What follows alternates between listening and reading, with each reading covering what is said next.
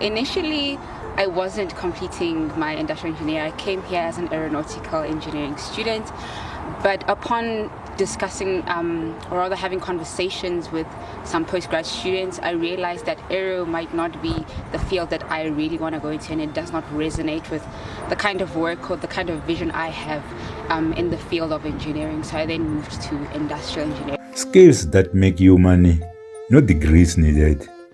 School taught us how to pass exams, but not how to make money.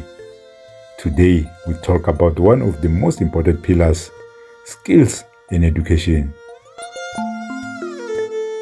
Everyone needs to innovate. You can't have anything without making something. So I think it's so important, I think, and it's a really critical skill that a lot of people need to develop. And I think in life in general, we anyway have to make something out of nothing most of the time. I think that's life, right? And coming from my background as well, I've seen my parents make a life out of nothing, and I think that in and of itself is really, it's core to a lot of my values and a lot of what I stand for. The problem, many people have certificates but no income.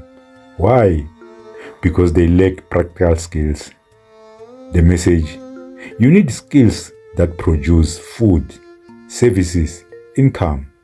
Examples: high value skills, farming, construction, welding, content creation, digital skills.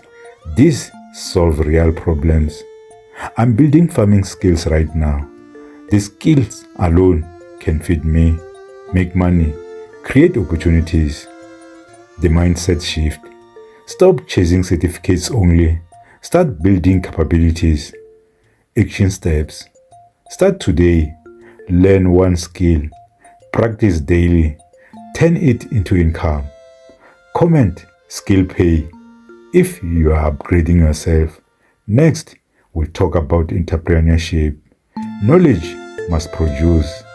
This is Kundus of Inkarhi. It's time signing off. Thank you for watching. From dependence to self-reliance.